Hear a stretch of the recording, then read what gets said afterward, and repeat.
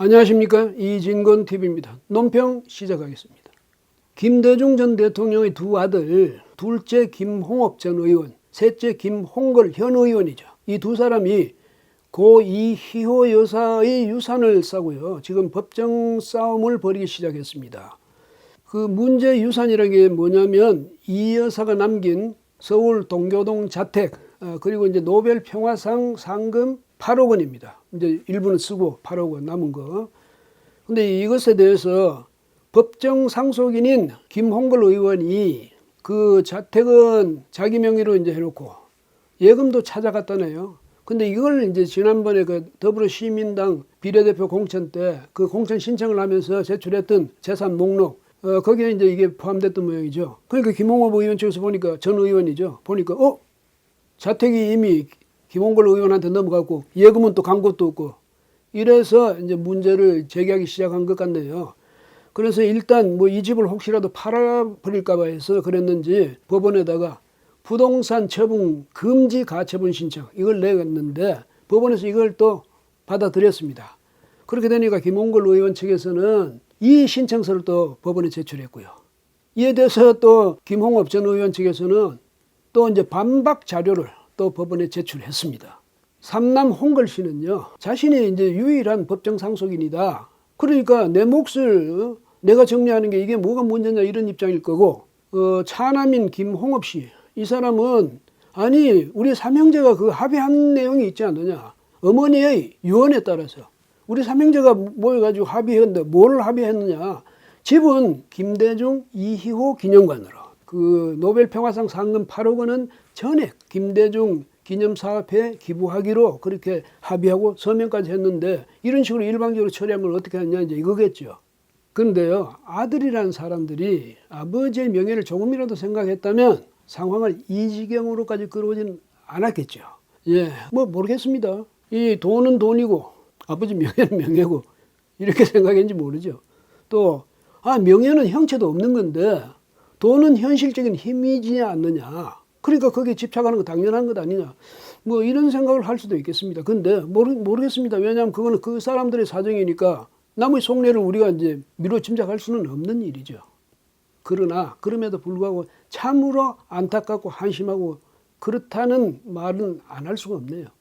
하긴 뭐 DJ 아들들이 부모 명예 얼룩을 남긴 게 뭐 이번뿐은 아니죠. 이미 DJ가 재임 중에 또 그 이제 대통령직을 퇴임한 이후에 보면 세 아들이 모두 검찰과 법원 신세를 졌습니다. 다 뇌물죄였죠. 뇌물을 받은 죄로. 큰아들이 이제 작고했습니다. 김홍일 전 의원. 근데 큰아들하고 셋째 아들은 집행유예로 이제 뭐 복역하는 건 면했지만은, 둘째 아들 김홍업 의원은 전 의원입니다. 복역까지 했습니다.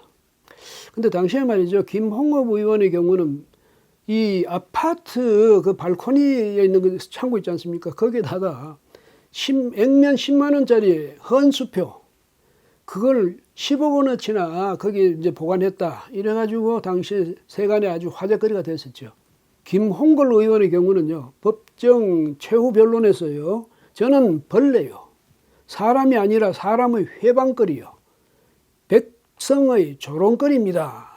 이런 성경 말씀을 인용했다고 해서 또 그때 세간에 또 화제거리가 됐었죠. 노벨 평화상 상금 이야기가 나와서 말인데요, 김대중 전 대통령이 이 돈을 당초에 그 아태재단에 기탁을 했습니다. 아태재단은 아시아 태평양 평화재단이죠. 근데 나중에 이제 이 재단을 연세대학이 인수를 했습니다.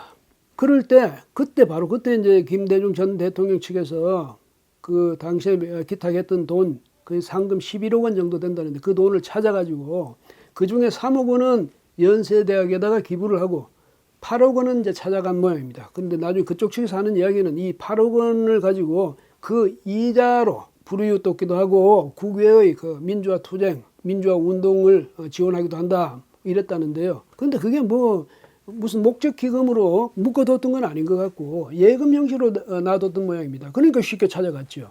김홍걸 의원 말이죠. 그 왜 일전에 백선엽 장군의 뭐 국립현충원 안장 이 문제로 논란이 있지 않았습니까? 그분은 지금 이제 올해 100세인데 병원에 계시는데 안장을 하느니 못하느니 벌써 그런 이야기가 나왔거든요. 근데 이것과 관련해서 김홍걸 의원이 뭐라고 했습니까? 자기 페이스북에다가 이제 백선엽 장군이 이미 자신의 자서전에다가 자기가 친일파라는 걸 이야기하지 않았느냐 이렇게 전제하면서 친일파 군인들의 죄상은 일제강점기에 끝난 것이 아니고 한국전쟁 중 양민학살이나 군사 독재에 협력한 것도 있기 때문에 전쟁 때 세운 전공만으로는 용서받을 수 없다. 이렇게 자기 페이스북에 썼습니다. 김홍걸 의원, 백선엽 장군이 전장에서 목숨을 걸고 싸울 때 그때 김 의원은 세상에 태어나지도 않았죠. 그 아버지 김대중 전 대통령이 백선엽 장군보다 한 서너 살 아래입니다. 어쨌거나 같은 세대죠. 그 세대는 엄혹한 그 시대를 살아남았습니다. 근데 이제 각자 삶의 방식이라든지 삶의 길, 이건 달랐죠. 근데 뒤에 사람이 그런 세대 부모를 둔 사람이 쉽게 말이죠. 그 세대의 사람들 평가하다니 이게 옳은 얘기가 아닙니다. 처신으로서는 이게 옳은 처신이라고 하기가 어렵죠. 자신의 아버지의 삶을 또 돌아본다든지 또 다른 사람의 뭐 경우를 생각하다든지 일제시대를 어떻게 살아남았는지 그런 것을 진지하게 말이죠. 고찰을 하고 성찰을 했다면 남에게 이렇게 쉽게 평가하고 그런 건 아니죠. 그리고 김 의원 나이가 지금 60에 가까워지고 있지 않습니까? 그럼 보다 진중해야죠. 더더구나 자신이 젊을 때 어떤 삶을 살았는지 돌아봐야 될 것 아닙니까? 남을 평가하기 전에, 남의 삶을 평가하기 전에 어떻게 그 쉽게 남을 이런 식으로 매도할 수가 있습니까? 다른 사람이면 모르겠는데 DJ의 아들, 대한민국의 국회의원이 그런 말을 했다니까 하는 말입니다. 더더구나 지금 보여주고 있는 그 모습 그게 뭡니까? 참 답답하네요. 오늘은 여기까지 하겠습니다. 고맙습니다.